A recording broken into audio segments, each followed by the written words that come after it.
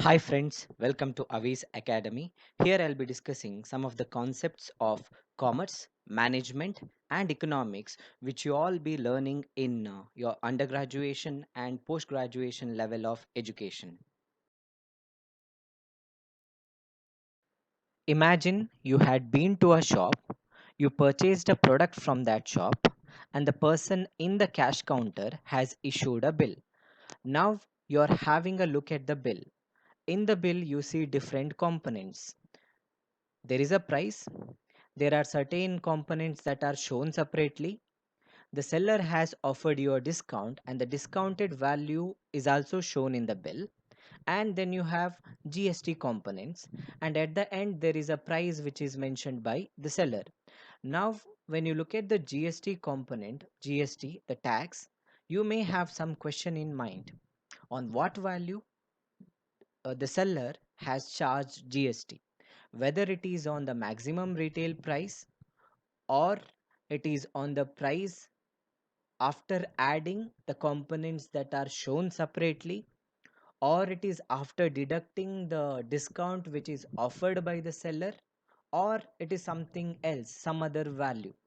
So under GST, there are certain provisions that governs the value on which GST has to be calculated.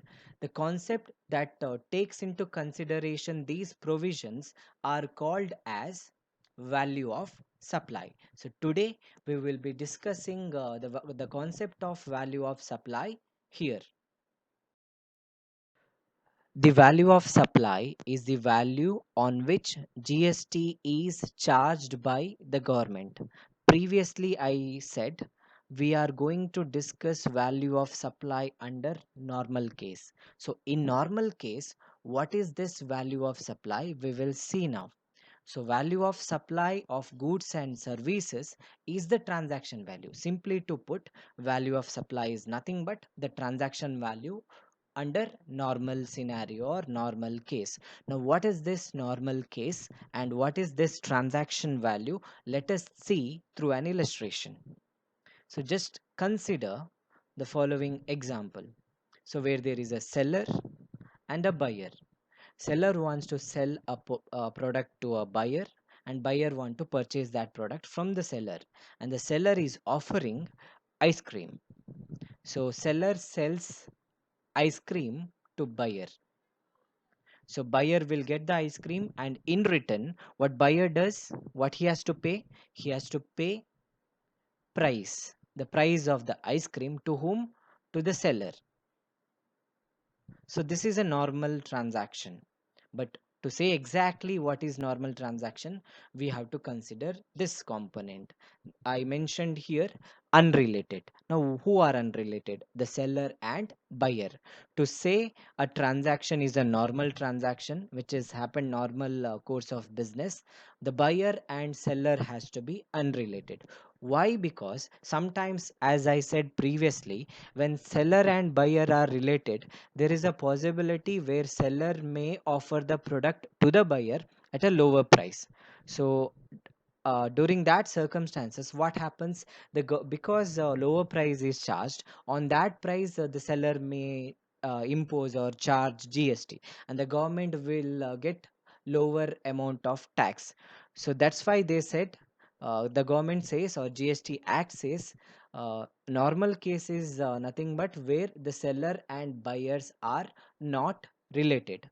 Now, what do you mean by related persons? Or under what circumstances you can say seller and buyer are related in GST? So, related persons are nothing but officer or director in each other's business. If these buyers and seller, for example, we will consider A as seller and B as buyer. If A and B are directors or officers in each other's business, A is a director in B's business and B is a director or officer in A's business. In that case, seller and buyer, that is our A and B, are related persons. In the second case, where GST Act says related persons are these partners in business. If A and B, the seller and buyer, are partners in business, then they are considered as related persons. Next, employee or employer relationship. If seller and buyer exhibits employee and employer relationship, nothing but if A is the employer of B, that is buyer, then in that case they are also considered as related persons. Next, persons holding 25% of voting stock or shares of each other. Just assume if A is holding 25% of B, that is buyer, or B is holding 25% of shares of A, that is seller. In that case, both are considered as related persons, because when they have 20% of voting right or voting stocks, nothing but equity shares, then they will have controlling power in each other's business. Then we can say they are related person. There is one more component where they mention members of the same family. If seller and buyer belongs to the same family, at that time also we consider them as related persons. If they are related persons, then different provisions of the GST Act will be applicable. Under normal scenario, when buyers and sellers are unrelated, that time section 15 of the GST Act is applicable. So this is one part, and another part is with respect to the another part is with respect to the price. The price should be sole consideration of the transaction.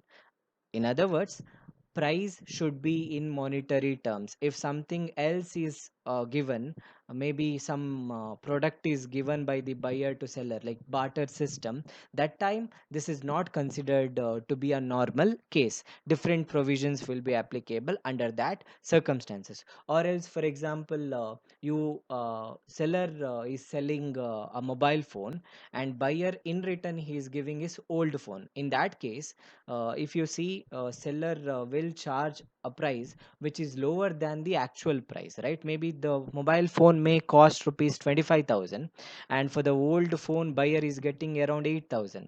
In that case, seller will charge 25 minus 8,000, that is equal to 17,000 for the product. Now he is charging lesser price, right? So this is a special case, not the normal case. Under that circumstances, how to charge the tax on what value the tax has to be calculated, that is governed by different section. That is not a special, that is not a normal case, that is a special case. So there the provisions are different. But if the transaction happens normally in the normal course of business, then the value of supply is nothing but transaction value. So looking at this illustration, you can say the transaction value or the tax which is imposed on normal transaction is nothing but the price which is paid or payable by the buyer is paying, or he's which is payable, maybe in future he can pay the price which is paid or payable for the said supply of goods and services. Here the supply is ice cream, or both, where the supplier and the recipient are not related. If they are not related, buyer and seller are not related, and the price is the sole consideration, at that time you can say transaction value is applicable. Previously ಹೇಳಿದೆ, normal ಕೇಸಲ್ಲಿ value of supply transaction value ಆಗಿರ್ತದೆ ಅಂತ. So normal case ಅಂದರೆ ಏನು ಅಂತ ಹೇಳುವಾಗ ಅಲ್ಲಿ ಎರಡು ಕಾಂಪೊನೆಂಟ್ ಇಂಪಾರ್ಟೆಂಟ್ ಆಗ್ತದೆ. ಒಂದು, ಬೈಯರ್ ಮತ್ತು ಸೆಲ್ಲರ್ ಅನ್ರಿಲೇಟೆಡ್ ಆಗಿರಬೇಕು. ಇನ್ನೊಂದು, ಬೈಯರ್ ಏನು ಕನ್ಸಿಡರೇಷನ್ ಸೆಲ್ಲರಿಗೆ ಕೊಡ್ತಾನೆ ಅದು ಮಾನಿಟರಿ ಟರ್ಮ್ಸಲ್ಲಿ ಇರಬೇಕು. ಅಂದರೆ ಬೇರೆ ಯಾವುದಾದ್ರೂ ವಸ್ತುವನ್ನು ಕೊಟ್ಟರೆ ಅಥವಾ ಯಾವುದಾದ್ರೂ ಪ್ರಾಡಕ್ಟನ್ನು ಬೈಯರ್ ಸೆಲ್ಲರಿಗೆ ಇನ್ ಎಕ್ಸ್ಚೇಂಜ್ ಕೊಟ್ಟರೆ ಅದನ್ನು ನಾವು ನಾರ್ಮಲ್ ಕೇಸ್ ಅಂತ ಕನ್ಸಿಡರ್ ಮಾಡೋದಿಲ್ಲ. ಯಾವಾಗ ನಾರ್ಮಲ್ ಕೇಸ್ ಆಗಿರ್ತದೆ ಆಗ value of supply transaction value ಆಗಿರ್ತದೆ ಅಂತ ಹೇಳಿದೆ. ಸೊ ಅಲ್ಲಿ ರಿಲೇಟೆಡ್ ಪರ್ಸನ್ಸ್ ತುಂಬಾ ಇಂಪಾರ್ಟೆಂಟ್ ಆಗ್ತಾರೆ. ಅವರು ಯಾರು ಅಂತ ನಾವು ಕ್ಲಿಯರ್ ಆಗಿ ಐಡೆಂಟಿಫೈ ಮಾಡ್ಕೊಡ್ಬೇಕು. ಅದರ ಬೇಸಿಸ್ ಮೇಲೆ ನಾವು ಡಿಸೈಡ್ ಮಾಡ್ತೇವೆ ಅಲ್ಲಿ ನಾರ್ಮಲ್ ಕೇಸ್ ಇದೆಯಾ ಅಥವಾ ಸ್ಪೆಷಲ್ ಪ್ರೊವಿಷನ್ಸ್ ಅನ್ನು ಅಥವಾ ಸ್ಪೆಷಲ್ ರೂಲ್ಸ್ ಅನ್ನು ಅಪ್ಲೈ ಮಾಡಿಕೊಂಡು ನಾವು ವ್ಯಾಲ್ಯೂ ಆಫ್ ಸಪ್ಲೈ ಅನ್ನು ಫೈಂಡ್ ಔಟ್ ಮಾಡ್ಬೇಕಂತ. Again we will C who are related persons in brief. Such persons are officers or directors of one another's business. ಇಬ್ರು ಬಯರ್ ಆ್ಯಂಡ್ ಸೆಲ್ಲರ್ ಇದ್ರೆ ಅವರು ಅವರ ಬೇರೆ ಬೇರೆ ಬಿಸ್ನೆಸ್ಸಲ್ಲಿ ಅವರ ಬಿಸ್ನೆಸ್ಸಲ್ಲಿ ಫಾರ್ ಎಕ್ಸಾಂಪಲ್ ಎ ಮತ್ತು ಬಿ, ಎ ಬಿಯ ಬಿಸ್ನೆಸ್ಸಲ್ಲಿ ಡೈರೆಕ್ಟರ್ ಅಥವಾ ಆಫೀಸರ್ ಆಗಿರ್ಬೋದು, ಆ್ಯಂಡ್ ಮತ್ತು ಆ್ಯಂಡ್ ಬಿ ಎನ ಬಿಸ್ನೆಸ್ಸಲ್ಲಿ ಡೈರೆಕ್ಟರ್ ಅಥವಾ ಆಫೀಸರ್ ಆಗಿದ್ದರೆ ಆ ಟೈಮಲ್ಲಿ ನಾವು ಅವರನ್ನು ರಿಲೇಟೆಡ್ ಪರ್ಸನ್ಸ್ ಅಂತ ಕರಿತೇವೆ. ಎ ಬಿಯ ಬಿಸ್ನೆಸ್ಸಲ್ಲಿ ಡೈರೆಕ್ಟರ್ ಅಥವಾ ಆಫೀಸರ್ ಆಗಿರಬೇಕು, ಬಿ ಎಯ ಬಿಸ್ನೆಸ್ಸಲ್ಲಿ ಡೈರೆಕ್ಟರ್ ಅಥವಾ ಆಫೀಸರ್ ಆಗಿರಬೇಕು. ಆ ಟೈಮಲ್ಲಿ both A and B will be related persons. ಆ ಟೈಮಲ್ಲಿ ನಾವು ಬೇರೆ ಪ್ರೊವಿಷನ್ಸನ್ನು ಅಪ್ಲೈ ಮಾಡಿಕೊಂಡು ವ್ಯಾಲ್ಯೂ ಆಫ್ ಸಪ್ಲೈಯನ್ನು ಫೈಂಡ್ ಔಟ್ ಮಾಡ್ತೇವೆ. ಇನ್ ದ ಸೆಕೆಂಡ್ ಕೇಸ್ ಅಲ್ಲಿ ಹೇಳಿದ್ದಾರೆ persons legally recognised as partners in the business. Legally ಆ ಎರಡು ವ್ಯಕ್ತಿಗಳು ಬಯರ್ ಮತ್ತು seller partners in a business ಆಗಿದ್ರೆ ಅವರನ್ನು ಕೂಡ ನಾವು ರಿಲೇಟೆಡ್ ಪರ್ಸನ್ಸ್ ಅಂತ ಕನ್ಸಿಡರ್ ಮಾಡ್ತೇವೆ. Next, such persons are employer and employee. ಅಲ್ಲಿ ಯಾರು ಬಯರ್ ಮತ್ತು ಸೆಲ್ಲರ್ ಇರ್ತಾರೆ ಅವರ ನಡುವೆ ಎಂಪ್ಲಾಯಿ ಮತ್ತು ಎಂಪ್ಲಾಯರ್ನ ರಿಲೇಷನ್ಶಿಪ್ ಇದ್ರೂ ಕೂಡ ಅವರನ್ನು ನಾವು ಏನಂತ ಕನ್ಸಿಡರ್ ಮಾಡ್ತೇವೆ, ರಿಲೇಟೆಡ್ ಪರ್ಸನ್ಸ್ ಅಂತ ಕನ್ಸಿಡರ್ ಮಾಡ್ತೇವೆ. ಯಾಕಂದರೆ ಫಾರ್ ಎಕ್ಸಾಂಪಲ್ ನೀವು ಜಸ್ಟ್ ಎಸ್ಯೂಮ್ ಮಾಡ್ಕೊಳ್ಳಿ, ನಿಮ್ಗೊಂದು ಬಿಸ್ನೆಸ್ ಇದೆ, ನಿಮ್ಮ ಬಿಸ್ನೆಸ್ಸಲ್ಲಿ ಒಬ್ಬ ನಿಮ್ಮೊಂದಿಗೆ ಕೆಲಸ ಮಾಡ್ತಾ ಇದ್ದಾನೆ. ಸೊ ಅವನಿಗೆ ಏನಾದರೂ ಪ್ರಾಡಕ್ಟ್ ಬೇಕಿದ್ರೆ ನೀವು ಕೆಲವೊಂದು ಟೈಮಲ್ಲಿ ನೀವು ಅವನಿಗೆ ಕಡಿಮೆ ಪ್ರೈಸಿಗೆ ಕೊಡ್ಬೋದು, ರೈಟ್? ಸೊ ಹಾಗಾಗಿ ಅವರನ್ನು ನಾವು ರಿಲೇಟೆಡ್ ಪರ್ಸನ್ಸ್ ಅಂತಲೇ ಕನ್ಸಿಡರ್ ಮಾಡ್ತೇವೆ, ಎಂಪ್ಲಾಯರ್ ಮತ್ತು ಎಂಪ್ಲಾಯಿಯನ್ನು. So another provision, any person directly or indirectly owns, controls or holds 25% or more of the outstanding voting stock or share of both of them.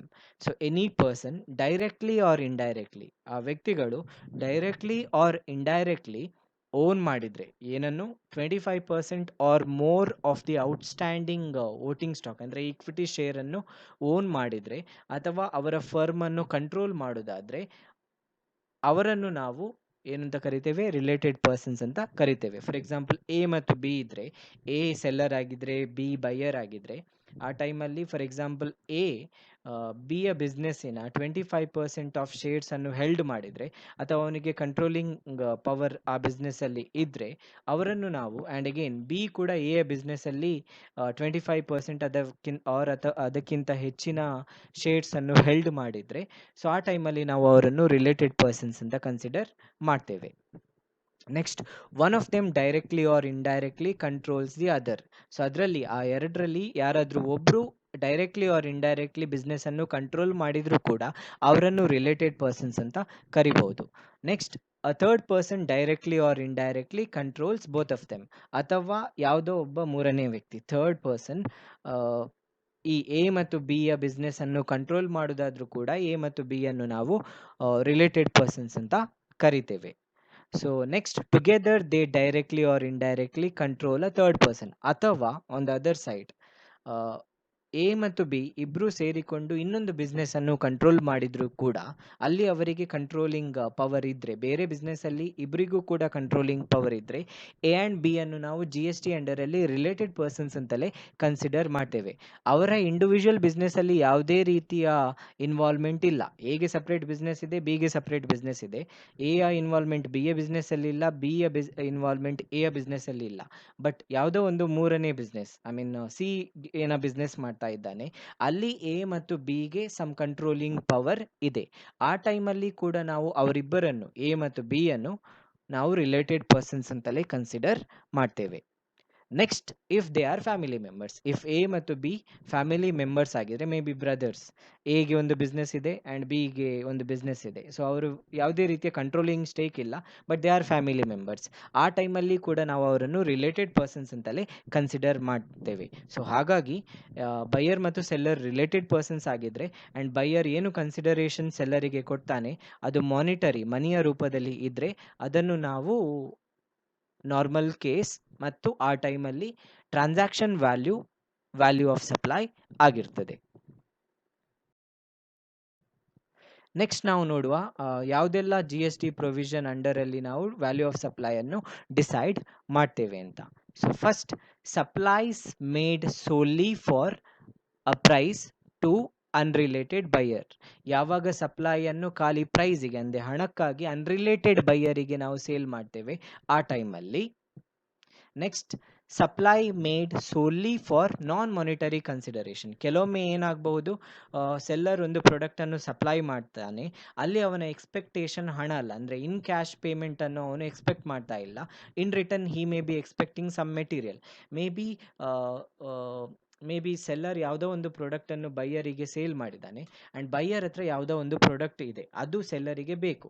So in return ಆ ಪ್ರಾಡಕ್ಟನ್ನು expect ಮಾಡೋದಾದರೆ ಅದನ್ನು ನಾವು separate ಆಗಿ consider ಮಾಡ್ತೇವೆ. Provision will be different provisions are applicable here. Next, supply made partly for monetary consideration and partly for non monetary consideration. ಇದಕ್ಕೆ ನಾನು ಹಿಂದೆ ಒಂದು ಎಕ್ಸಾಂಪಲ್ ಕೊಟ್ಟೆ. ನೀವು ಒಂದು ಪ್ರಾಡಕ್ಟನ್ನು, for example if you are a seller, ನೀವು ಒಂದು ಮೊಬೈಲ್ ಫೋನನ್ನು ಸೇಲ್ ಮಾಡ್ತೀರಿ ಸೊ ಬೈಯರಿಗೆ. ಸೊ ನೀವು ಯಾವುದೋ ಪ್ರಾಡಕ್ಟ್ ಎಕ್ಸ್ಚೇಂಜ್ ಪಾಲಿಸಿಯನ್ನು ತಂದಿದ್ದೀರಿ, ಅದರ ಪ್ರಕಾರ ಬೈಯರ್ ಹತ್ರ ಓಲ್ಡ್ ಫೋನ್ ಏನಾದರೂ ಇದ್ದರೆ ಅದನ್ನು ನೀವು ಎಕ್ಸ್ಚೇಂಜ್ ರೂಪದಲ್ಲಿ you are ready to receive that old phone. So in that case, when you charge a price, you will generally charge the price which is lower than the actual price, right? Because in return you are getting an old phone. So here what happens, buyer will pay some amount in money, in currency, and for the remaining amount he is giving his old phone. So here monetary consideration is also there, non-monetary consideration is also there. Under that circumstances we apply different provision of GST, and then we decide the value of supply. Next, supply made for additional consideration.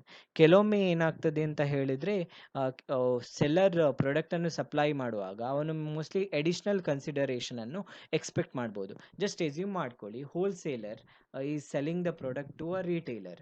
So seller may be 5,000 rupees ಪ್ರಾಡಕ್ಟಿಗೆ, wholesaler 5,000 rupees ಪ್ರಾಡಕ್ಟಿಗೆ, per ಪ್ರಾಡಕ್ಟಿಗೆ 5,000 rupees offer ಮಾಡಿರ್ಬೋದು. And he may tell retailer, ನೀನು ಆ ಪ್ರಾಡಕ್ಟನ್ನು ಬೇಕಿದ್ರೆ 8,000 ಅಥವಾ 10,000ಗೆ ಸೆಲ್ ಮಾಡು. You can sell it to the customer for 10,000 or 8,000 rupees. But apart from 5,000 rupees you are giving to me, you give me something extra you are charging, maybe 10% or 5% on the money which you are charging extra to the customer. So ಅಲ್ಲಿ additional consideration ಅನ್ನು supplier expect ಮಾಡ್ತಾ ಇದ್ದಾನೆ. ಅವನಿಗೆ 5,000 ಸಿಗ್ತದೆ from the retailer, ಮತ್ತು retailer ಎಷ್ಟು ಪ್ರೈಸಿಗೆ ಕಸ್ಟಮರಿಗೆ ಪ್ರಾಡಕ್ಟನ್ನು cell ಮಾಡ್ತಾ ಇದ್ದಾನೆ ಅದರಲ್ಲಿ ಸರ್ಟೇನ್ ಪರ್ಸೆಂಟೇಜನ್ನು ಎಕ್ಸ್ಪೆಕ್ಟ್ ಮಾಡ್ತಾ ಇದ್ದಾನೆ ಹೋಲ್ಸೇಲರ್. ಅದನ್ನು ಕೂಡ ನಾವು ಸ್ಪೆಷಲ್ ಟ್ರಾನ್ಸಾಕ್ಷನ್ ಅಂತಲೇ ಕನ್ಸಿಡರ್ ಮಾಡೋದು. Next, supply made to related persons. ಒಂದು ವೇಳೆ ರಿಲೇಟೆಡ್ ಪರ್ಸನಿಗೆ ಪ್ರಾಡಕ್ಟನ್ನು ಸಪ್ಲೈ ಮಾಡಿದರೆ ಅಲ್ಲಿ ಬೇರೆ ಪ್ರೊವಿಷನ್ ಅಪ್ಲೈ ಆಗ್ತದೆ. ನಾವು ನಾರ್ಮಲಿ ಟ್ರಾನ್ಸಾಕ್ಷನ್ ವ್ಯಾಲ್ಯೂ ಅನ್ನು ಅಲ್ಲಿ ಕನ್ಸಿಡರ್ ಮಾಡೋದಿಲ್ಲ as value of supply. Next, supplied related to specific class. ಕೆಲವೊಮ್ಮೆ ಗೌರ್ಮೆಂಟೇ ಡಿಸೈಡ್ ಮಾಡಿರ್ತದೆ ಇಂತಹ ಪ್ರಾಡಕ್ಟಿಗೆ ನಾವು ಬೇರೆ ರೀತಿಯಲ್ಲಿ ಟ್ಯಾಕ್ಸನ್ನು ಹಾಕ್ತೇವೆ, ಬೇರೆ ವ್ಯಾಲ್ಯೂನ ಮೇಲೆ ಟ್ಯಾಕ್ಸನ್ನು ಹಾಕ್ತೇವೆ, ಅದನ್ನು ನಾವು ಸ್ಪೆಸಿಫಿಕ್ ಕ್ಲಾಸ್ ಅಂತ ಕರಿತೇವೆ.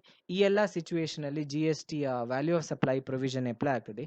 ಫಸ್ಟ್ ಕೇಸಲ್ಲಿ supplies made solely for price to unrelated buyer, ಆ ಟೈಮಲ್ಲಿ section 15 subsection 1, 2 and 3 is applicable. And the next cases ಉಳಿದ ಏನೆಲ್ಲ ಕೇಸಸ್ ಇದೆ ಅಲ್ಲಿ ಸಬ್ಸೆಕ್ಷನ್ 4 and 5 is applicable. ಮತ್ತು ಅಲ್ಲಿ ಕೆಲವೊಂದು ರೂಲ್ಸ್ ಬರ್ತದೆ, ಬೇರೆ ಬೇರೆ ಸಿಚುವೇಷನಲ್ಲಿ ಬೇರೆ ಬೇರೆ ರೂಲನ್ನು ನಾವು ಅಪ್ಲೈ ಮಾಡಿಕೊಂಡು GSTಯನ್ನು ಅಥವಾ ವ್ಯಾಲ್ಯೂ ಆಫ್ ಸಪ್ಲೈಯನ್ನು ಡಿಸೈಡ್ ಮಾಡಬೇಕಾಗ್ತದೆ. ಸೊ ಇದು ಸ್ಪೆಷಲ್ ಕೇಸಸ್. GST ಯಾವ ಸೆಕ್ಷನ್ಸ್ ಅಪ್ಲೈ ಆಗ್ತದೆ ಅಂತ ಹೇಳಿದೆ, ಸೆಕ್ಷನ್ 15 ಅಪ್ಲೈ ಆಗೋದು, ಬಟ್ ಅಲ್ಲಿ ಸಬ್ಸೆಕ್ಷನ್ ಇದೆ. 4 and 5 ಸಬ್ಸೆಕ್ಷನ್ ಇಲ್ಲಿ ಬಾಕ್ಸಲ್ಲಿ ಏನು ಇಂಡಿಕೇಟ್ ಮಾಡಿದ್ದೇನೆ ಇಂತಹ ಕೇಸಸ್ಗಳಿಗೆ ಅಪ್ಲೈ ಆಗ್ತದೆ. ವೆರಸ್ ಸೆಕ್ಷನ್ 15 ಸಬ್ಸೆಕ್ಷನ್ 1, 2 ಮತ್ತು 3 ಅದು ಅಪ್ಲೈ ಆಗೋದು supplies made solely for a price to unrelated buyer. So section 1 transaction ವ್ಯಾಲ್ಯೂನ ಬಗ್ಗೆ ಇನ್ಫಾರ್ಮೇಷನ್ ಕೊಟ್ಟಿದ್ದಾರೆ, ಅಲ್ಲಿ ಸ್ಪೆಸಿಫೈ ಮಾಡಿರೋದು ಇಷ್ಟೇ, ಅನ್ರಿಲೇಟೆಡ್ ಬೈಯರ್ಸ್ ಇರಬೇಕು and price should be the sole consideration. ಅದನ್ನು ಸೆಕ್ಷನ್ 15 ಅಲ್ಲಿ ಸಬ್ಸೆಕ್ಷನ್ 1 ಸ್ಪೆಸಿಫೈ ಮಾಡಿದ್ದಾರೆ. ಸಬ್ಸೆಕ್ಷನ್ 2 ಹೇಳ್ತಾರೆ ಯಾವುದೆಲ್ಲ ಐಟಮ್ಸನ್ನು ನಾವು ಪ್ರೈಸಿನೊಂದಿಗೆ ಇನ್ಕ್ಲೂಡ್ ಮಾಡಬೇಕು ಟ್ರಾನ್ಸಾಕ್ಷನ್ ವ್ಯಾಲ್ಯೂವನ್ನು ಕಂಪ್ಯೂಟ್ ಮಾಡುವಲ್ಲಿ. ಸಬ್ಸೆಕ್ಷನ್ 3ಯಲ್ಲಿ ಹೇಳ್ತಾರೆ ಯಾವುದೆಲ್ಲ ಐಟಮನ್ನು ಟ್ರಾನ್ಸಾಕ್ಷನ್ ವ್ಯಾಲ್ಯೂ ಕ್ಯಾಲ್ಕುಲೇಟ್ ಮಾಡುವಾಗ ಲೆಸ್ ಮಾಡಬೇಕು. ಸೊ ಇಂತಹ ಇನ್ಫಾರ್ಮೇಷನನ್ನು ನಾವು ಈ 3 ಸೆಕ್ಷನಲ್ಲಿ ಐಡೆಂಟಿಫೈ ಮಾಡಬಹುದು. ನೆಕ್ಸ್ಟ್ ನಾವು ಹೋಗುವ ಹೇಗೆ ಟ್ರಾನ್ಸಾಕ್ಷನ್ ವ್ಯಾಲ್ಯೂ ಅನ್ನು ಡಿಸೈಡ್ ಮಾಡೋದು ಅಂತ. ಟ್ರಾನ್ಸಾಕ್ಷನ್ ವ್ಯಾಲ್ಯೂ ಯಾವಾಗ ಅಪ್ಲೈ ಆಗ್ತದೆ? ಯಾವಾಗ ಬೈಯರ್ ಮತ್ತು ಸೆಲ್ಲರ್ ಅನ್ರಿಲೇಟೆಡ್ ಆಗಿರ್ತಾರೆ ಮತ್ತು ಬೈಯರ್ ಏನು ಪ್ರೈಸ್ ಕೊಡ್ತಾನೆ ಅದು ಮಾನಿಟರಿ ಟರ್ಮ್ಸ್ ಅಲ್ಲಿ ಇದ್ದಾಗ ನಾವು ವ್ಯಾಲ್ಯೂ ಆಫ್ ಸಪ್ಲೈ ಅನ್ನು ಟ್ರಾನ್ಸಾಕ್ಷನ್ ವ್ಯಾಲ್ಯೂನ ಮುಖಾಂತರ ಫೈಂಡ್ ಔಟ್ ಮಾಡ್ತೇವೆ.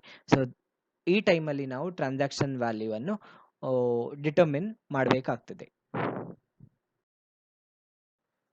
Let's see how to determine transaction value. Transaction value ಅಲ್ಲಿ ಏನೆಲ್ಲ ಇನ್ಕ್ಲೂಡ್ ಮಾಡಬೇಕು ಮತ್ತು ಏನನ್ನೆಲ್ಲ ಎಕ್ಸ್ಕ್ಲೂಡ್ ಮಾಡಬೇಕು ಅಂತ. So first of all we have to consider rupee symbol ಅಲ್ಲಿ ಇಂಡಿಕೇಟ್ ಮಾಡಿದ್ದೇನೆ, that means price. So price ಅಂದರೆ ಏನು? ಪ್ರೈಸ್ ಅಂದರೆ ಸೆಲ್ಲಿಂಗ್ ಪ್ರೈಸ್ ಆಗಿರ್ಬೋದು, ಅಥವಾ ಕೋಟೆಡ್ ಪ್ರೈಸ್ ಆಗಿರ್ಬೋದು, ಅಥವಾ ಎಕ್ಸ್ ಶೋರೂಮ್ ಪ್ರೈಸ್ ಆಗಿರ್ಬೋದು. ಸೊ ಈ ರೀತಿ ನಾವು ಬೇರೆ ಬೇರೆ ಟರ್ಮ್ಸ್ ಅಲ್ಲಿ ಯೂಸ್ ಮಾಡ್ಬೋದು: price, selling price, quoted price or ex showroom price. But one important ಏನಂದರೆ that should be excluding G S T. Sometimes for example just assume ಮಾಡ್ಕೊಳ್ಳಿ, ಯು ಆರ್ ಅ ರಿಟೇಲರ್ ಪ್ರಾಡಕ್ಟನ್ನು ಯಾರಿಂದ ಪರ್ಚೇಸ್ ಮಾಡ್ತಾನೆ? ಹೋಲ್ಸೇಲರಿಂದ purchase ಮಾಡುವಾಗ so ಹೋಲ್ಸೇಲರಿಗೆ ಅವನು G S ಟಿಯನ್ನು payment ಮಾಡಿರ್ಬೋದು, right? So price which is charged by the wholesaler plus G S ಟಿಯನ್ನೇ ಪೇ ಮಾಡಿ ಪ್ರಾಡಕ್ಟನ್ನು ಹೋಲ್ಸೇಲರಿಂದ ಪರ್ಚೇಸ್ ಮಾಡ್ತಾನೆ. ಸೊ ಹಾಗಾಗಿ ರಿಟೇಲರ್ ಅವನು ಟ್ರಾನ್ಸಾಕ್ಷನ್ ವ್ಯಾಲ್ಯೂವನ್ನು ಕ್ಯಾಲ್ಕುಲೇಟ್ ಮಾಡುವಾಗ ಅವನೇನು ಮಾಡಬೇಕು ಅಂತ ಹೇಳಿದರೆ, ಆ price, selling price charged by the ಹೋಲ್ಸೇಲರಲ್ಲಿ G S T component include ಆಗಿದ್ರೆ ಜಿ ಎಸ್ ಟಿ ಮಾತ್ರ, ಜಿ ಎಸ್ ಟಿಯ ಕಾಂಪೊನೆಂಟ್ ಇನ್ಕ್ಲೂಡ್ ಆಗಿದ್ರೆ ಅದನ್ನು ಎಕ್ಸ್ಕ್ಲೂಡ್ ಮಾಡಿಕೊಂಡು ನಾವು ಸೆಲ್ಲಿಂಗ್ ಪ್ರೈಸನ್ನು ಕನ್ಸಿಡರ್ ಮಾಡಬೇಕು. ಆ selling price or quoted price or ex showroom price excluding G S T, C G S T ಆಗಿರ್ಬೋದು, ಎಸ್ ಜಿ ಎಸ್ ಟಿ ಆಗಿರ್ಬೋದು, ಅಥವಾ ಐ ಜಿ ಎಸ್ ಟಿ ಆಗಿರ್ಬೋದು. ಸೊ ಸೆಲ್ಲಿಂಗ್ ಪ್ರೈಸ್ ಇರ್ತದೆ. Selling ಪ್ರೈಸಿಗೆ ನಾವು ಕೆಲವೊಂದು ಕಾಂಪೊನೆಂಟ್ಸನ್ನು ಆ್ಯಡ್ ಮಾಡ್ತೇವೆ, ಅದನ್ನು ನಾವು ಇನ್ಕ್ಲೂಷನ್ಸ್ ಅಂತ ಕರಿತೇವೆ. ಆ ಇನ್ಕ್ಲೂಷನ್ನ ಬಗ್ಗೆ section 15 subsection 2 of the G S T ಆ್ಯಕ್ಟಲ್ಲಿ ಸ್ಪೆಸಿಫೈ ಮಾಡಿದ್ದಾರೆ. ಅದಾದಮೇಲೆ ಈ ಕೆಲವೊಂದು ಇನ್ಕ್ಲೂಷನ್ಸಿಂದ ನಾವು ಕೆಲವೊಂದು ಐಟಮ್ಸನ್ನು ಎಕ್ಸ್ಕ್ಲೂಡ್ ಮಾಡ್ತೇವೆ, ಅದನ್ನು ನಾವು ಎಕ್ಸ್ಕ್ಲೂಷನ್ಸ್ ಅಂತ ಕರಿತೇವೆ. ಸೊ ಇದರ ಬಗ್ಗೆ ಇನ್ಫಾರ್ಮೇಷನನ್ನು ಸೆಕ್ಷನ್ 15 ಸಬ್ಸೆಕ್ಷನ್ 3 ಅಲ್ಲಿ ಸ್ಪೆಸಿಫೈ ಮಾಡಿದ್ದಾರೆ. ಸೆಕ್ಷನ್ ಬಗ್ಗೆ ವರಿ ಮಾಡ್ಕೊಳ್ಬೇಡಿ, because these inclusions and exclusions are very simple. ನಮಗೆ ನೆಕ್ಸ್ಟ್ ಹೇಳ್ತೇನೆ ಏನು ಅಂತ. ಅದನ್ನು ನಾವು ಈಸಿಲಿ ಐಡೆಂಟಿಫೈ ಮಾಡ್ಕೊಳ್ಬಹುದು ಆ್ಯಂಡ್ ಕ್ಯಾಲ್ಕುಲೇಷನ್ಗೆ ಕನ್ಸಿಡರ್ ಮಾಡಬಹುದು. Next will consider section 15 subsection 2 ಅಲ್ಲಿ ಇರುವಂತಹ ಇನ್ಕ್ಲೂಷನ್ಗಳು ಯಾವುದೆಲ್ಲ ಅಂತ. ಫಸ್ಟ್ ಆಫ್ ಆಲ್ ಅಲ್ಲಿ ಹೇಳ್ತಾರೆ, any taxes, duties, cesses, fees and charges other than G S T. G S ಟಿಯನ್ನು ಬಿಟ್ಟು ಉಳಿದ ಎಲ್ಲ ಟ್ಯಾಕ್ಸನ್ನು ನಾವು ಒಂದು ವೇಳೆ ಸೆಲ್ಲಿಂಗ್ ಪ್ರೈಸಲ್ಲಿ ಅದು ಇನ್ಕ್ಲೂಡ್ ಆಗದಿದ್ದರೆ ನಾವು ಇನ್ಕ್ಲೂಡ್ ಮಾಡಬೇಕು ಅಂತ. For example, just imagine you have imported product and then you are importing a product from some other country and then you are selling that product to a customer who is in India. So ನೀವು import ಮಾಡುವಾಗ ನೀವು apart from G S T there are other duties or taxes you will be paying, right? ಯಾವ ಡ್ಯೂಟಿ? We have seen that custom duty pay ಮಾಡ್ತೇವೆ, basic custom duty pay ಮಾಡ್ತೇವೆ, right? So ಹಾಗಾಗಿ ಆ ಟೈಮಲ್ಲಿ ನಮ್ಮ ಪ್ರೈಸಲ್ಲಿ ಕಸ್ಟಮ್ ಡ್ಯೂಟಿ ಮತ್ತು ಅದರ್ ಡ್ಯೂಟೀಸ್ ಮತ್ತು ನಮ್ಮ I G S T include ಆಗಿರ್ತದೆ. ನಾವು ಆ ವ್ಯಾಲ್ಯೂವನ್ನು ಕನ್ಸಿಡರ್ ಮಾಡುವಾಗ ಜಿ ಎಸ್ ಟಿಯನ್ನು ಬಿಟ್ಟು ಉಳಿದ ಡ್ಯೂಟಿಯನ್ನು ಕನ್ಸಿಡರ್ ಮಾಡಬೇಕು ಅಂತ ಹೇಳ್ತಾರೆ. ಸೊ ಅದು ಕನ್ಸಿಡರ್ ಮಾಡಿ. ಅದೇ ರೀತಿ ಕೆಲವೊಂದು ಸಪ್ರೇಟ್ ಟ್ಯಾಕ್ಸನ್ನು ಲೋಕಲ್ ಗವರ್ಮೆಂಟ್ ಚಾರ್ಜ್ ಮಾಡ್ಬೋದು. ಆ ಟ್ಯಾಕ್ಸ್ ಇದ್ರೂ ಕೂಡ ಅದನ್ನು ನಾವು ಕನ್ಸಿಡರ್ ಮಾಡಬೇಕು. ಯಾವಾಗ? ಟ್ರಾನ್ಸಾಕ್ಷನ್ ವ್ಯಾಲ್ಯೂವನ್ನು ಕ್ಯಾಲ್ಕುಲೇಟ್ ಮಾಡುವಾಗ. ಸೊ ಸೆಲ್ಲಿಂಗ್ ಪ್ರೈಸಿಗೆ ನಾವು ಎಲ್ಲ ಟ್ಯಾಕ್ಸನ್ನು ಆ್ಯಡ್ ಮಾಡ್ತೇವೆ apart from G S T. For example, again one more example consider ಮಾಡೋದಾದರೆ, ಟೊಬ್ಯಾಕೊ ಪ್ರಾಡಕ್ಟಿಗೆ ಎಕ್ಸೈಸ್ ಡ್ಯೂಟಿ ಕೂಡ ಅಪ್ಲೈ ಆಗ್ತದೆ, ಜಿ ಎಸ್ ಟಿ ಕೂಡ ಅಪ್ಲೈ ಆಗ್ತದೆ. ಸೊ ಒಂದು ವೇಳೆ ಎಕ್ಸೈಸ್ ಡ್ಯೂಟಿಯನ್ನು ಟೊಬ್ಯಾಕೋನ ಸೆಲ್ಲಿಂಗ್ ಪ್ರೈಸಲ್ಲಿ ಇನ್ಕ್ಲೂಡ್ ಮಾಡದಿದ್ದರೆ ನಾವು ಇನ್ಕ್ಲೂಡ್ ಮಾಡಬೇಕು. So we have to add that tax which is excise duty of the tobacco to the price of the tobacco to calculate the transaction value. Next, we have to add the expenses paid by the recipient. Recipient here means purchaser, okay? The expenses paid by the recipient on behalf of the supplier, which is related to the supply. So ಕೆಲವೊಮ್ಮೆ on behalf of the supplier, ಸೆಲ್ಲರಿನ ಬದಲಿಗೆ ಪರ್ಚೇಸರೇ ಕೆಲವೊಂದು amount ಅನ್ನು pay ಮಾಡಿರಬೇಕು, but ಅದು seller actually pay ಮಾಡಬೇಕಿತ್ತು, but ಇಲ್ಲಿ purchaser pay ಮಾಡೋದು. For example just assume ಮಾಡ್ಕೊಳ್ಳಿ, ಸೆಲ್ಲರ್ ಒಂದು ಪ್ರಾಡಕ್ಟನ್ನು ಪರ್ಚೇಸರಿಗೆ ರಿಸಿಪಿಯೆಂಟ್ ಹಿಯರ್, ಸೊ ಪರ್ಚೇಸರಿಗೆ ಸೇಲ್ ಮಾಡ್ತಾ ಇದ್ದಾನೆ. ಸೊ ಆ ಪ್ರಾಡಕ್ಟನ್ನು ಅವನು ಟ್ರಾನ್ಸ್ಪೋರ್ಟೇಷನ್ ಮುಖಾಂತರ ರಿಸಿಪಿಯೆಂಟ್ ಎಲ್ಲಿ ಇದ್ದಾನೆ, ಪರ್ಚೇಸರ್ ಎಲ್ಲಿ ಇದ್ದಾನೆ ಅವನ ಪ್ಲೇಸಿಗೆ ಡೆಲಿವರಿ ಮಾಡಬೇಕು. ಆ ಟೈಮಲ್ಲಿ ಟ್ರಾನ್ಸ್ಪೋರ್ಟೇಷನ್ ಚಾರ್ಜಸನ್ನು ಒಂದು ವೇಳೆ ಸೆಲ್ಲರ್ ಪೇ ಮಾಡದಿದ್ದರೆ ಸೆಲ್ಲರ್ ಹೇಳ್ಬೋದು, ಟ್ರಾನ್ಸ್ಪೋರ್ಟೇಷನ್ ಚಾರ್ಜಸ್ ಏನಿದೆ ಅದನ್ನು ನೀವೇ ಪೇ ಮಾಡು ಅಂತ. ಓಕೆ, ಸೊ ಆ ಟೈಮಲ್ಲಿ purchaser on behalf of the seller pay ಮಾಡಬೇಕಿತ್ತು ಆ ಟ್ರಾನ್ಸ್ಪೋರ್ಟೇಷನ್ ಚಾರ್ಜಸ್ ಅನ್ನು, ಬೈಯರ್ ಪೇ ಮಾಡಲಿಕ್ಕೆ ಅಲ್ಲ. But on behalf of the supplier, buyer is paying that expense, transportation charges. ಆ ಟೈಮಲ್ಲಿ ಅದನ್ನು ಏನು ಮಾಡಬೇಕು, ಆ ಟೈಮಲ್ಲಿ ಸೆಲ್ಲರ್ ಏನು ಮಾಡ್ಬೋದು, ಅದನ್ನು ಎಕ್ಸ್ಕ್ಲೂಡ್ ಮಾಡಿ ಬಿಲ್ಲಲ್ಲಿ ಹಾಕಿರ್ಬೋದು. ಬಟ್ ನಾವು ಟ್ರಾನ್ಸಾಕ್ಷನ್ ವ್ಯಾಲ್ಯೂವನ್ನು ಕ್ಯಾಲ್ಕುಲೇಟ್ ಮಾಡುವಾಗ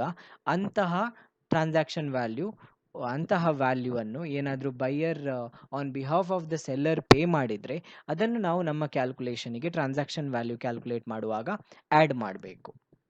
ನೆಕ್ಸ್ಟ್ ಆ್ಯಡ್ ಮಾಡಬೇಕಾಗಿರೋದು ಇನ್ಸಿಡೆಂಟಲ್ ಎಕ್ಸ್ಪೆನ್ಸಸ್. ಇನ್ಸಿಡೆಂಟಲ್ ಎಕ್ಸ್ಪೆನ್ಸ್ ಅಂದರೆ ಪ್ರಾಡಕ್ಟನ್ನು ಸೇಲ್ ಮಾಡುವಾಗ ಇನ್ಕರ್ ಮಾಡುವಂತಹ ಎಕ್ಸ್ಪೆನ್ಸಸ್. ಅಲ್ಲಿ ಇನ್ಸಿಡೆಂಟ್ ಏನಂದರೆ ಸೆಲ್ಲಿಂಗ್ ಮಾಡುವಾಗ, ಒಂದು ಪ್ರಾಡಕ್ಟನ್ನು ಸೇಲ್ ಮಾಡುವಾಗ ಯಾವುದೆಲ್ಲ ಎಕ್ಸ್ಪೆನ್ಸಸ್ ಜನರಲಿ ಅಥವಾ ಕಾಮನ್ಲಿ ಬರ್ತದೆ ಆ ಎಲ್ಲ ಎಕ್ಸ್ಪೆನ್ಸಸ್ಸನ್ನು ಕನ್ಸಿಡರ್ ಮಾಡಬೇಕು. ಫಾರ್ ಎಕ್ಸಾಂಪಲ್, ಸೆಲ್ಲರ್ ಒಂದು ಪ್ರಾಡಕ್ಟನ್ನು ಬೈಯರಿಗೆ ಸೇಲ್ ಮಾಡ್ತಾನೆ ಅಂತ ಹೇಳಿದರೆ ಜನರಲಿ ಆ ಪ್ರಾಡಕ್ಟನ್ನು ಪ್ಯಾಕ್ ಮಾಡಿರ್ಬೋದು, ಅಥವಾ ಆ ಪ್ರಾಡಕ್ಟನ್ನು ಕೆಲವೊಂದು ಕಂಟೈನರಲ್ಲಿ ಹಾಕಿ ಕಳಿಸಿರ್ಬೋದು, ಅಥವಾ ಕೆಲವೊಂದು ಕಮಿಷನನ್ನು ಸೇಲ್ ಮಾಡುವವರಿಗೆ ಸೆಲ್ಲರ್ ಕೊಟ್ಟಿರಬಹುದು. ಸೊ ಅಂತಹದ್ದೆಲ್ಲ ಐಟಮ್ಸ್ ಏನಿದೆ ಅದನ್ನು ನಾವು ಇನ್ಸಿಡೆಂಟಲ್ ಎಕ್ಸ್ಪೆನ್ಸಸ್ ಅಂತ ಕರೆಯೋದು. ಸೇಲ್ ಮಾಡುವಂತಹ ಇನ್ಸಿಡೆಂಟಿಗೆ ರಿಲೇಟೆಡ್ ಆದಂತಹ ಎಕ್ಸ್ಪೆನ್ಸಸ್, ಅಂತಹ ಎಲ್ಲ ಎಕ್ಸ್ಪೆನ್ಸಸ್ಸನ್ನು ಸೆಲ್ಲಿಂಗಿಗೆ ಇನ್ವಾಲ್ವ್ ಆಗಿದ್ರೆ, ಅಂದರೆ ಸಪ್ಲೈ ರಿಲೇಟೆಡ್ ಆದಂತಹ ಎಕ್ಸ್ಪೆನ್ಸನ್ನು ನಾವು ಪ್ರತಿಯೊಂದನ್ನು ಕೂಡ ಇಲ್ಲಿ ಕನ್ಸಿಡರ್ ಮಾಡಬೇಕು as incidental expenses. Next, interest, late fee or penalty for delayed payment. Generally ಬಿಸ್ನೆಸ್ಸಲ್ಲಿ ಡೀಲಿಂಗ್ ಆಗುವಾಗ ಬೈಯರ್ ಮತ್ತು ಸೆಲ್ಲರ್ ರೆಗ್ಯುಲರ್ ಆಗಿ ಟ್ರಾನ್ಸಾಕ್ಷನ್ ಮಾಡ್ತಾ ಇದ್ದರೆ, so sometimes what seller do, he may offer the product to the buyer on credit basis. So credit ಬೇಸಿಸಿಗೆ seller ಬೈಯರಿಗೆ ಪ್ರಾಡಕ್ಟನ್ನು offer ಮಾಡ್ಬೋದು. ಮತ್ತು ಅವರ ಕ್ರೆಡಿಟ್ ಅಗ್ರಿಮೆಂಟ್ ಪ್ರಕಾರ mostly buyer may get a credit period of 1 month, ಅಂದರೆ ಸೆಲ್ಲರಿಗೆ buyer after 1 month payment ಮಾಡ್ಬೋದು. But due to some reason, if buyer is not able to pay the money on time, ಆ ಟೈಮಲ್ಲಿ as per ಎಗ್ರಿಮೆಂಟೇ seller some penalty or late fee or interest for the delayed payment charge ಮಾಡ್ಬೋದು. ಅಂಥದ್ದು ಏನಾದರೂ extra amount seller ಬೈಯರಿಂದ receive ಮಾಡೋದಾದರೆ, interest ಆಗಿರ್ಬೋದು, late fee ಆಗಿರ್ಬೋದು, or penalty for delayed payment collect ಮಾಡೋದಾದರೆ, ಅದನ್ನು ಕೂಡ ನಾವು ಟ್ರಾನ್ಸಾಕ್ಷನ್ ವ್ಯಾಲ್ಯೂ ಕ್ಯಾಲ್ಕುಲೇಟ್ ಮಾಡುವಾಗ ಆ್ಯಡ್ ಮಾಡಬೇಕು ಅಥವಾ ಇನ್ಕ್ಲೂಡ್ ಮಾಡಬೇಕು. And last component that we have to consider in the calculation of transaction value is subsidies received by the seller. So subsidies generally ಯಾವಾಗ ಕೊಡ್ತಾರೆ, ಸಬ್ಸಿಡೀಸ್ನ ಎಫೆಕ್ಟ್ ಏನು, ಸಬ್ಸಿಡೀಸ್ ಪ್ರೈಸಿನ ವ್ಯಾಲ್ಯೂವನ್ನು ಕಡಿಮೆ ಮಾಡ್ತದೆ. ಸೊ ಪ್ರೈಸಿನ may be variety of reasons, government or some NGOs may provide some subsidies, right? Government ಯಾಕೆ subsidy ಕೊಡ್ತದೆ? Mostly ಯಾವ ಪ್ರಾಡಕ್ಟನ್ನು ಒಂದು ಸಪ್ಲೈಯರ್ ಸೇಲ್ ಮಾಡ್ತಾ ಇದ್ದಾನೆ, if that product is an essential good or basic necessary product ಆಗಿದ್ರೆ, ಅದನ್ನು ಎಲ್ಲ public at a lower price purchase ಮಾಡಬೇಕು ಅಂತ ಗೌರ್ಮೆಂಟಿಗೆ ಏನಾದರೂ ಇಂಟೆನ್ಷನ್ ಇದ್ದರೆ, ಆ ಟೈಮಲ್ಲಿ ಗೌರ್ಮೆಂಟ್ ಸಬ್ಸಿಡಿ ಕೊಡ್ಬೋದು. ಫಾರ್ ಎಕ್ಸಾಂಪಲ್, ಈಗ ಕೋವಿಡ್ ಲಾಕ್ಡೌನ್ ನಡೀತಾ ಇದೆ, right? So basic necessities like for example ನಾವು ಸೌತ್ ಇಂಡಿಯನ್ಸ್ ರೈಸನ್ನು ಹೆಚ್ಚು ಕನ್ಸ್ಯೂಮ್ ಮಾಡ್ತೇವೆ, versus North Indians wheat related ಪ್ರಾಡಕ್ಟ್ಸನ್ನು ಕನ್ಸ್ಯೂಮ್ ಮಾಡ್ತಾರೆ. ಸೊ ಆ ಟೈಮಲ್ಲಿ ವೀಟಿಗೆ ಮತ್ತು ರೈಸಿಗೆ ಗೌರ್ಮೆಂಟ್ ಆಫ್ ಇಂಡಿಯಾ ಸಬ್ಸಿಡಿಯನ್ನು ಕೊಡ್ಬೋದು. ಅದರ ಪ್ರಕಾರ ಯಾರು ಸೆಲ್ಲರ್ ಇರ್ತಾರೆ ಅವರು ಕಡಿಮೆ ಪ್ರೈಸಿಗೆ ಎಷ್ಟು ಸಬ್ಸಿಡಿ ಕೊಟ್ಟಿದ್ದಾರೆ ಆ ವ್ಯಾಲ್ಯೂವನ್ನು ಕಡಿಮೆ ಮಾಡಿ ಉಳಿದ ಅಮೌಂಟನ್ನು ಕಸ್ಟಮರಿಂದ ಕಲೆಕ್ಟ್ ಮಾಡ್ಬೋದು. ಆ ರೀತಿ ಕೂಡ ಇರ್ಬೋದು. ಅದು ಗೌರ್ಮೆಂಟ್ ಕೊಡುವಂತಹ ಸಬ್ಸಿಡಿ. ಕೆಲವೊಂದು ಸಿಚುವೇಷನಲ್ಲಿ ಈವನ್ ಸಮ್ NGOs ಅಥವಾ ಟ್ರಸ್ಟ್‌ಗಳು ಕೆಲವೊಂದು ಪ್ರಾಡಕ್ಟಿನ ಮೇಲೆ ಸಬ್ಸಿಡಿಯನ್ನು ಸೆಲ್ಲರಿಗೆ ಕೊಡ್ಬೋದು. ಫಾರ್ ಎಕ್ಸಾಂಪಲ್ ಮೋಸ್ಟ್ಲಿ ಯಾವುದೋ ಒಂದು ಟ್ರಸ್ಟ್ ಯಾವುದೋ ಒಂದು ಫಾರ್ ಎಕ್ಸಾಂಪಲ್ ಬುಕ್ಕನ್ನು ಪರ್ಚೇಸ್ ಮಾಡೋದಕ್ಕೆ ಕಡಿಮೆ ಪ್ರೈಸಿಗೆ ಆ ಬುಕ್ ಸೇಲ್ ಆಗಲಿ ಅಂತ NGO ಏನು ಮಾಡ್ಬೋದು, ಸಪ್ಲೈಯರಿಗೆ ಐ ಮೀನ್ ಸೆಲ್ಲರಿಗೆ ಸಮ್ ಸಬ್ಸಿಡಿ ಕೊಡ್ಬೋದು. ವೇರ್ ಮಕ್ಕಳಿಗೆ ಅಥವಾ ಸ್ಟೂಡೆಂಟ್ಸ್ಗಳಿಗೆ ಆ ಪ್ರಾಡಕ್ಟ್ ಕಡಿಮೆ ಪ್ರೈಸಿಗೆ ಸಿಗಲಿ ಅಂತ ಆ ಉದ್ದೇಶದಿಂದ NGO ಸಬ್ಸಿಡಿಯನ್ನು ಸಪ್ಲೈಯರಿಗೆ ಅಥವಾ ಸೆಲ್ಲರಿಗೆ ಕೊಟ್ಟಿರ್ಬೋದು. ಆ ಟೈಮಲ್ಲಿ ಪ್ರೈಸಿನ ವ್ಯಾಲ್ಯೂ ಕಡಿಮೆ ಆಗ್ತದೆ. ಆ ಟೈಮಲ್ಲಿ ನಾವು ಆ ಸಬ್ಸಿಡಿಯನ್ನು ಹೇಗೆ ಕನ್ಸಿಡರ್ ಮಾಡಬೇಕು ಅದರ ಬಗ್ಗೆ ಈ ಪ್ರೊವಿಷನ್ ಈ ಸೆಕ್ಷನಲ್ಲಿ ಹೇಳ್ತಾರೆ. Subsidies except which is given by the government, ಅದನ್ನು ನಾವು ಆ್ಯಡ್ ಮಾಡಬೇಕು. ಗೌರ್ಮೆಂಟ್ ಕೊಟ್ಟ ಸಬ್ಸಿಡಿಯನ್ನು ನಾವು ಟ್ರಾನ್ಸಾಕ್ಷನ್ ವ್ಯಾಲ್ಯೂಗೆ ಆ್ಯಡ್ ಮಾಡಬೇಕು ಅಂತ ಇಲ್ಲ. ಬಟ್ ಅಪಾರ್ಟ್ ಫ್ರಮ್ ಗೌರ್ಮೆಂಟ್ ಯಾವುದಾದ್ರೂ ಪ್ರೈವೇಟ್ ಇನ್ಸ್ಟಿಟ್ಯೂಷನ್ಸ್ ಅಥವಾ ಟ್ರಸ್ಟ್ ಅಥವಾ NGOs ಏನಾದರೂ ಸಬ್ಸಿಡಿಯನ್ನು ಕೊಟ್ಟಿದ್ರೆ ಆ ವ್ಯಾಲ್ಯೂವನ್ನು ನಾವು ಟ್ರಾನ್ಸಾಕ್ಷನ್ ವ್ಯಾಲ್ಯೂಗೆ ಆ್ಯಡ್ ಮಾಡಬೇಕು. ಅದರ ಅರ್ಥ ಆ ಸಬ್ಸಿಡಿಯ ಮೇಲೆ ಕೂಡ ಗೌರ್ಮೆಂಟಿಗೆ GST ಅನ್ನು ಪೇ ಮಾಡಬೇಕು ಅಂತ. ಓಕೆ, ಈ ರೀತಿ ಈ 5 ಕಾಂಪೊನೆಂಟ್ಸನ್ನು ಕನ್ಸಿಡರ್ ಮಾಡಿಕೊಂಡು ನಾವು ಟ್ರಾನ್ಸಾಕ್ಷನ್ ವ್ಯಾಲ್ಯೂವನ್ನು ಫೈಂಡ್ ಔಟ್ ಮಾಡಬೇಕು. ಯಾವುದೆಲ್ಲ ಎಗೇನ್ ಸಮರೈಸ್ ಮಾಡುವ, ಎಲ್ಲ ಟ್ಯಾಕ್ಸಸನ್ನು ನಾವು ಕನ್ಸಿಡರ್ ಮಾಡಬೇಕು, ಎಲ್ಲ ಡ್ಯೂಟೀಸನ್ನು ಕನ್ಸಿಡರ್ ಮಾಡಬೇಕು ಎಕ್ಸೆಪ್ಟ್ GST. ಓಕೆ, ಮತ್ತು GST ಕಾಂಪನ್ಸೇಷನ್ ಸೆಸ್ಸನ್ನು ಸಪ್ರೇಟಾಗಿ ಆ್ಯಡ್ ಮಾಡಿದರೂ ಕೂಡ ಅದನ್ನು ಕನ್ಸಿಡರ್ ಮಾಡಬೇಕು. Next expenses. For example next ಕೇಸಲ್ಲಿ ಏನು ಹೇಳ್ತಾರೆ ಅಂತ ಹೇಳಿದರೆ, ಯಾವುದಾದ್ರೂ ಎಕ್ಸ್ಪೆನ್ಸನ್ನು buyer on behalf of the seller pay ಮಾಡಿದರೆ ಅಂತಹ ಎಕ್ಸ್ಪೆನ್ಸಿನ ಅಮೌಂಟನ್ನು ಸೆಲ್ಲರ್ನ ಟ್ರಾನ್ಸಾಕ್ಷನ್ ವ್ಯಾಲ್ಯೂಗೆ ಕನ್ಸಿಡರ್ ಮಾಡಬೇಕು ಅಂತ ಹೇಳ್ತಾರೆ.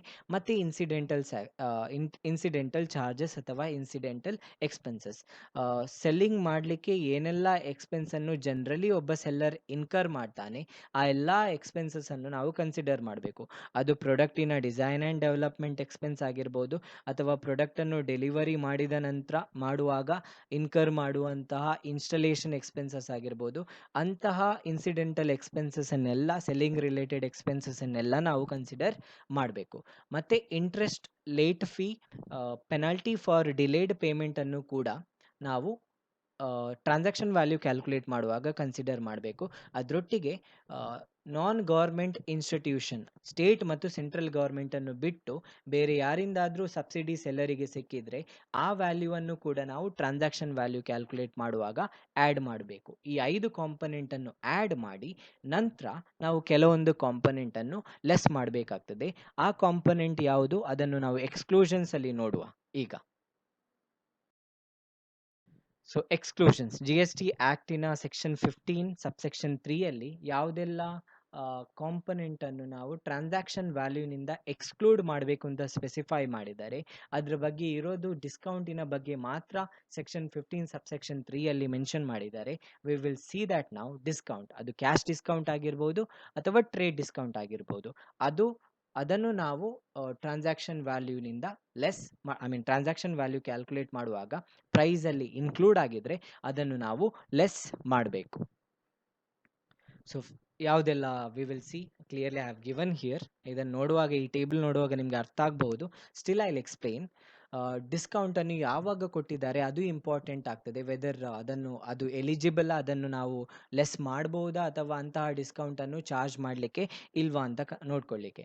ಸೊ ಒಂದು ವೇಳೆ when seller supplies goods at the time of supply or before the delivery of the goods, if the discount is charged or offered by the seller to the buyer, in that case such cash or trade discount can be deducted while arriving at transaction value. So ಯಾವಾಗ ಗೂಡ್ಸನ್ನು supply ಮಾಡ್ತಾರೆ ಅಥವಾ ಅದಕ್ಕಿಂತ ಮೊದಲು ಅಥವಾ ಗೂಡ್ಸಿನ delivery ಆಗೋದಕ್ಕಿಂತ ಮೊದಲು, ಅಂದರೆ time of ಸಪ್ಲೈಗಿಂತ ಮೊದಲು ಅಥವಾ on the date of time of supply ಡಿಸ್ಕೌಂಟನ್ನು ಆಫರ್ ಮಾಡಿದರೆ, whether it is cash discount or trade discount, ಅದನ್ನು ಆಫರ್ ಮಾಡಿದರೆ ನಾವು ಟ್ರಾನ್ಸಾಕ್ಷನ್ ವ್ಯಾಲ್ಯೂ ಕ್ಯಾಲ್ಕುಲೇಟ್ ಮಾಡುವಾಗ ಆ ಡಿಸ್ಕೌಂಟನ್ನು ನಾವು ಲೆಸ್ ಮಾಡಬೇಕು. ಟೋಟಲ್ ವ್ಯಾಲ್ಯೂನಿಂದ ಆ ಡಿಸ್ಕೌಂಟನ್ನು ಲೆಸ್ ಮಾಡಬೇಕು. ಬಟ್ ಕೆಲವೊಂದು ಟೈಮಲ್ಲಿ ಏನಾಗ್ತದೆ ಅಂತ ಹೇಳಿದರೆ ಡಿಸ್ಕೌಂಟನ್ನು ನಂತರ ಚಾರ್ಜ್ ಮಾಡಬಹುದು. ಓಕೆ, ಡೆಲಿವರಿ ಅಥವಾ ಟೈಮ್ ಆಫ್ ಸಪ್ಲೈ ಆಗಿದೆ, ಬಟ್ ಡಿಸ್ಕೌಂಟನ್ನು ನಂತರ ಚಾರ್ಜ್ ಮಾಡ್ಬೋದು. ಅದು ಯಾವಾಗ ಅಂತ ಹೇಳಿದರೆ, ಒಂದು ವೇಳೆ ಆ ಡಿಸ್ಕೌಂಟಿನ ಅರೇಂಜ್ಮೆಂಟ್ ಟೈಮ್ ಆಫ್ ಸಪ್ಲೈಗಿಂತ ಮೊದಲೇ ಡಿಸೈಡ್ ಮಾಡಿದರೆ, ಇನಿಷಿಯಲಿ ಇನ್ವಾಯ್ಸನ್ನು ಸೆಂಡ್ ಮಾಡುವಾಗ ಗೂಡ್ಸ್ ಡೆಲಿವರಿ ಆಗ್ತದೆ, ಇನ್ವಾಯ್ಸನ್ನು ಸೆಂಡ್ ಮಾಡ್ತಾರೆ, ಆ ಟೈಮಲ್ಲಿ ಡಿಸ್ಕೌಂಟ್ ಚಾರ್ಜ್ ಮಾಡಿರಲ್ಲ, ಬಟ್ ಆ ಡಿಸ್ಕೌಂಟ್ ಚಾರ್ಜ್ ಮಾಡಬೇಕು ಅಂತ ಮೊದಲೇ ಎಗ್ರಿಮೆಂಟ್ ಮಾಡ್ಕೊಂಡಿದ್ದಾರೆ, ಟೈಮ್ ಆಫ್ ಸಪ್ಲೈಗಿಂತ ಮೊದಲೇ ಎಗ್ರಿಮೆಂಟ್ ಮಾಡ್ಕೊಂಡಿದ್ದಾರೆ. ಆ ಟೈಮಲ್ಲಿ ಕೂಡ ಆ ಡಿಸ್ಕೌಂಟನ್ನು ನಾವು ಟ್ರಾನ್ಸಾಕ್ಷನ್ ವ್ಯಾಲ್ಯೂ ಕ್ಯಾಲ್ಕುಲೇಟ್ ಮಾಡುವಾಗ ಲೆಸ್ ಮಾಡಿ ಟ್ರಾನ್ಸಾಕ್ಷನ್ ವ್ಯಾಲ್ಯೂವನ್ನು ಕ್ಯಾಲ್ಕುಲೇಟ್ ಮಾಡಬೇಕು. ಫಾರ್ ಎಕ್ಸಾಂಪಲ್, ಜಸ್ಟ್ ಎಸ್ಯೂಮ್ ಮಾಡ್ಕೊಳ್ಳಿ, ಒಬ್ಬ ಸೆಲ್ಲರ್ ಪ್ರಾಡಕ್ಟನ್ನು ಬೈಯರಿಗೆ ಸೇಲ್ ಮಾಡಿದ್ದಾನೆ. So product bill already generate ಆಗಿದೆ, ಇನ್ವಾಯ್ಸನ್ನು ಜನ್ರೇಟ್ ಮಾಡಿದ್ದಾರೆ, ಬಟ್ ಅವರು ಮೊದಲೇ ಡಿಸ್ಕಷನ್ ಮಾಡ್ಕೊಂಡಿದ್ದಾರೆ, ಅಂದರೆ ನಾವು ಡಿಸ್ಕೌಂಟನ್ನು ನಿಮಗೆ ಆಫರ್ ಮಾಡ್ತೇವೆ ಅಂತ. ಓಕೆ, ಸೊ ಆ ಟೈಮಲ್ಲಿ ಏನಾಗ್ತದೆ, ಗೂಡ್ಸ್ ಟೈಮ್ ಆಫ್ ಸಪ್ಲೈ ಆಗ್ತದೆ, ಬಟ್ ಆ ಮೊದಲೇ ಅವರು ಡಿಸ್ಕೌಂಟ್ನ ಬಗ್ಗೆ ಡಿಸ್ಕಷನ್ ಮಾಡಿರೋದ್ರಿಂದ ಆ ಡಿಸ್ಕೌಂಟನ್ನು ನಾವು ಟ್ರಾನ್ಸಾಕ್ಷನ್ ವ್ಯಾಲ್ಯೂ ಕ್ಯಾಲ್ಕುಲೇಟ್ ಮಾಡುವಾಗ ಲೆಸ್ ಮಾಡ್ಬೋದು. ಬಟ್ ಅದನ್ನು ಮೊದಲೇ ಡಿಸ್ಕಸ್ ಮಾಡದಿದ್ದರೆ, ಟೈಮ್ ಆಫ್ ಸಪ್ಲೈಗಿಂತ ಮೊದಲೇ ಡಿಸ್ಕೌಂಟಿನ ಬಗ್ಗೆ ಯಾವುದೇ ರೀತಿಯ ಎಗ್ರಿಮೆಂಟ್ ಮಾಡ್ಕೊಳ್ಳದಿದ್ದರೆ ಅದನ್ನು ನಾವು ಕನ್ಸಿಡರ್ ಮಾಡಲಿಕ್ಕೆ ಇಲ್ಲ. So after the time of supply, if if we know about the discount information, then we should not consider. ಅಂದರೆ ಟೈಮ್ ಆಫ್ ಸಪ್ಲೈ ಆದ ನಂತರ ಡಿಸ್ಕೌಂಟನ್ನು ಆಫರ್ ಮಾಡಿದರೆ ಅಂತಹ ಡಿಸ್ಕೌಂಟನ್ನು ನಾವು ಟ್ರಾನ್ಸಾಕ್ಷನ್ ವ್ಯಾಲ್ಯೂ ಕ್ಯಾಲ್ಕುಲೇಟ್ ಮಾಡುವಾಗ ಲೆಸ್ ಮಾಡಲಿಕ್ಕೆ ಇಲ್ಲ, because that is not eligible for deduction under GST. So ಇದನ್ನು ಸೆಕ್ಷನ್ 15 ಸಬ್ಸೆಕ್ಷನ್ 3ಯಲ್ಲಿ ಸ್ಪೆಸಿಫೈ ಮಾಡಿದ್ದಾರೆ. ಸೊ ಇಲ್ಲಿ ಡಿಸ್ಕೌಂಟಿನ ಬಗ್ಗೆ ಮಾತ್ರ ಹೇಳಿರೋದು ಎಕ್ಸ್ಕ್ಲೂಷನ್ಸ್. ಸೊ ಏನಂದರೆ ನಾವು ಕನ್ಸಿಡರ್ ಮಾಡಬೇಕಾಗಿರೋದು ಯಾವ ಡಿಸ್ಕೌಂಟನ್ನು ಟೈಮ್ ಆಫ್ ಸಪ್ಲೈಗಿಂತ ಮೊದಲು ಅಥವಾ ಟೈಮ್ ಆಫ್ ಸಪ್ಲೈ ಯಾವತ್ತು ಆಫರ್ ಮಾಡ್ತಾರೆ ಅಂತಹ ಡಿಸ್ಕೌಂಟನ್ನು ಲೆಸ್ ಮಾಡಬೇಕು, ಮತ್ತು ಯಾವ ಡಿಸ್ಕೌಂಟನ್ನು ಮೊದಲೇ ಡಿಸ್ಕಸ್ ಮಾಡಿರ್ತಾರೆ ಬಟ್ ಚಾರ್ಜ್ ಮಾಡಿರೋದು ಆಫ್ಟರ್ ಟೈಮ್ ಆಫ್ ಸಪ್ಲೈ, ಅಂಥದ್ದನ್ನು ಕೂಡ ಲೆಸ್ ಮಾಡ್ಬೋದು. ಒಮ್ಮೆ ಸಪ್ಲೈ ಆದ ನಂತರ ಡಿಸ್ಕೌಂಟಿನ ಬಗ್ಗೆ ಡಿಸ್ಕಷನ್ ಮಾಡಿಕೊಂಡು, ಫಾರ್ ಎಕ್ಸಾಂಪಲ್ ಗೂಡ್ಸನ್ನು ಸಪ್ಲೈ ಮಾಡಿದ ನಂತರ ಬೈಯರ್ ಕಾಲ್ ಮಾಡಿ ಕೇಳ್ಬೋದು ನನಗೆ ಡಿಸ್ಕೌಂಟ್ ಆಫರ್ ಮಾಡಿ ಅಂತ. ಇನ್ ದ್ಯಾಟ್ ಕೇಸ್ ಅಂತಹ ಡಿಸ್ಕೌಂಟನ್ನು ಟ್ರಾನ್ಸಾಕ್ಷನ್ ವ್ಯಾಲ್ಯೂ ಕ್ಯಾಲ್ಕುಲೇಟ್ ಮಾಡುವಾಗ ಲೆಸ್ ಮಾಡಲಿಕ್ಕೆ ಇಲ್ಲ.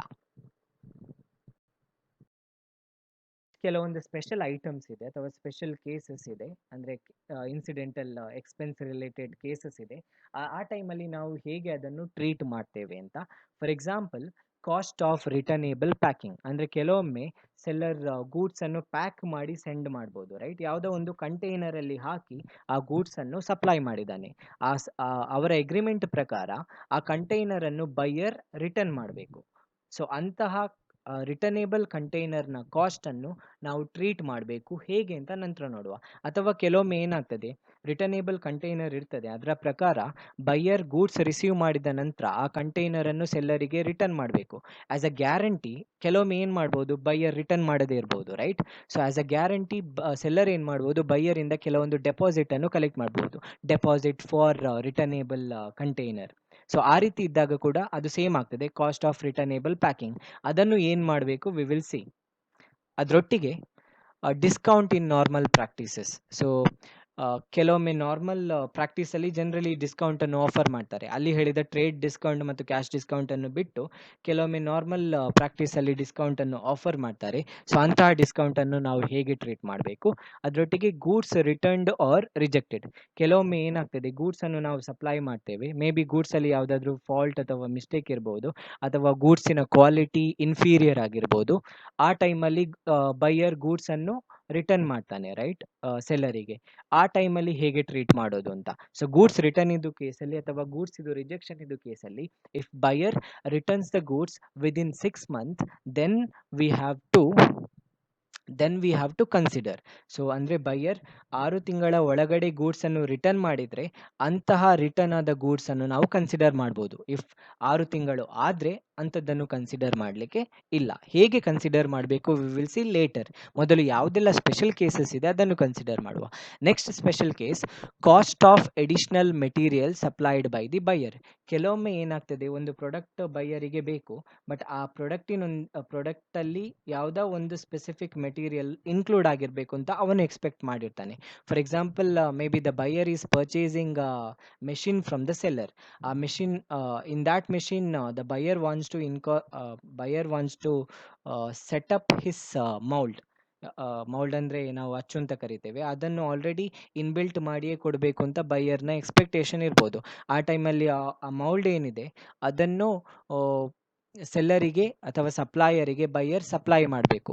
ಅಂತಹ ಏನಾದರೂ ಮೆಟೀರಿಯಲನ್ನು ಸಪ್ಲೈ ಮಾಡಿದರೆ ಆ ಮೆಟೀರಿಯಲ್ನ ಕಾಸ್ಟನ್ನು ನಾವು ಕನ್ಸಿಡರ್ ಮಾಡಬೇಕಾ ಇಲ್ವಾ, ಆ ಸ್ಪೆಷಲ್ ಕೇಸಲ್ಲಿ ಅದು ಬರ್ತದೆ. ಸ್ಪೆಷಲ್ ರೀತಿಯಲ್ಲಿ ನಾವು ಅದನ್ನು ಟ್ರೀಟ್ ಮಾಡಬೇಕು. ಅದರೊಟ್ಟಿಗೆ next discount for advance payment. ಕೆಲವೊಂದು ಟೈಮಲ್ಲಿ ಏನಾಗ್ಬೋದು ಅಂತ ಹೇಳಿದರೆ, ಬೈಯರ್ ಅಡ್ವಾನ್ಸ್ ಪೇಮೆಂಟ್ ಮಾಡಿರ್ಬೋದು. ಅಂದರೆ ಆಲ್ರೆಡಿ ಗೂಡ್ಸನ್ನು ಸಪ್ಲೈ ಮಾಡಲಿಲ್ಲ, ಬಟ್ ಆರ್ಡರ್ ಕೊಟ್ಟಿದ್ದಾನೆ. ಆ ಆರ್ಡರ್ನೊಂದಿಗೆ ಅಡ್ವಾನ್ಸ್ ಪೇಮೆಂಟನ್ನು ಮಾಡಿರ್ಬೋದು. ಅಡ್ವಾನ್ಸ್ ಕೊಟ್ಟದಕ್ಕೆ ಸೆಲ್ಲರ್ ಏನು ಮಾಡ್ಬೋದು, ಡಿಸ್ಕೌಂಟನ್ನು ಬೈಯರಿಗೆ ಆಫರ್ ಮಾಡ್ಬೋದು. ಅಂತಹ ಡಿಸ್ಕೌಂಟ್ ಇದ್ದರೆ ಅದನ್ನು ನಾವು ಕನ್ಸಿಡರ್ ಮಾಡಬೇಕಾ ಮಾಡಬಾರ್ದಾ, ವಿ ವಿಲ್ ಸಿ. ಸೊ ಇಲ್ಲಿ first 3 ಕೇಸಸಲ್ಲಿ cost of returnable packing, ಯಾವಾಗ ಗೂಡ್ಸ್ ರಿಟರ್ನೇಬಲ್ ಕಂಟೈನರಲ್ಲಿ ಗೂಡ್ಸನ್ನು ಸೆಂಡ್ ಮಾಡಿದಾಗ ಆ ಕಂಟೈನರನ್ನು ರಿಟರ್ನ್ ಮಾಡಬೇಕು ಆ ಟೈಮಲ್ಲಿ, ಮತ್ತು ಡಿಸ್ಕೌಂಟ್ ಇನ್ ನಾರ್ಮಲ್ ಪ್ರಾಕ್ಟೀಸ್, ಮತ್ತು ಗೂಡ್ಸ್ ರಿಟರ್ನ್ಡ್ ಆರ್ ರಿಜೆಕ್ಟೆಡ್, ಇದು ನಮ್ಮ ಪ್ರೈಸಲ್ಲಿ ಇನ್ಕ್ಲೂಡ್ ಆಗಿದ್ದರೆ ಇದನ್ನು ನಾವು ಸಬ್ಟ್ರ್ಯಾಕ್ಟ್ ಮಾಡಬೇಕು. ಡಿಸ್ಕೌಂಟನ್ನು ನಾವು ಲೆಸ್ ಮಾಡ್ತೇವೆ. ನಾನು ಆಲ್ರೆಡಿ ಹೇಳಿದೆ ರೈಟ್, ಸೆಕ್ಷನ್ 15 ಸಬ್ಸೆಕ್ಷನ್ 3ಯಲ್ಲಿ ಕ್ಯಾಶ್ ಅಥವಾ ಟ್ರೇಡ್ ಡಿಸ್ಕೌಂಟ್ ಟೈಮ್ ಆಫ್ ಸಪ್ಲೈಗಿಂತ ಮೊದಲು ಆಫರ್ ಮಾಡಿದರೆ ಅಥವಾ ಚಾರ್ಜ್ ಮಾಡಿದರೆ ಅದನ್ನು ನಾವು ಲೆಸ್ ಮಾಡ್ತೇವೆ ಅಂತ. ಅದರೊಟ್ಟಿಗೆ ನಾವು ಲೆಸ್ ಮಾಡಬೇಕಾಗಿರೋದು cost of returnable container or returnable packing, discount in normal practice ಮತ್ತು ಗೂಡ್ಸ್ ರಿಟರ್ನ್. ಈ 3 ಕಾಂಪೊನೆಂಟನ್ನು ಲೆಸ್ ಮಾಡಬೇಕು. ಸೊ ಟೋಟಲ್ ಲೆಸ್ ಮಾಡಬೇಕಾಗಿರುವ ಕಾಂಪೊನೆಂಟ್ ಯಾವುದೆಲ್ಲ? Discount, cash or trade discount before the time of supply or at the time of supply, ಅದನ್ನು less ಮಾಡ್ತೇವೆ. Cost of returnable packing less ಮಾಡ್ತೇವೆ. Discount in normal practice less ಮಾಡ್ತೇವೆ. Goods returned ಏನಾದರೂ ಇದ್ದರೆ, but 6 ಮಂತಿಗಿಂತ ಮೊದಲು return ಮಾಡಿದರೆ ಆ ವ್ಯಾಲ್ಯೂವನ್ನು ಕೂಡ ನಾವು ಆಲ್ರೆಡಿ ಇನ್ಕ್ಲೂಡ್ ಆಗಿದ್ರೆ ಲೆಸ್ ಮಾಡ್ತೇವೆ. So next 2, cost of additional material supplied by the buyer ಮತ್ತು ಡಿಸ್ಕೌಂಟ್ ಫಾರ್ ಅಡ್ವಾನ್ಸ್ ಪೇಮೆಂಟ್, ಇದನ್ನು ನಾವು ಆ್ಯಡ್ ಮಾಡಬೇಕು, ಇದನ್ನು ಲೆಸ್ ಮಾಡಲಿಕ್ಕೆ ಇಲ್ಲ.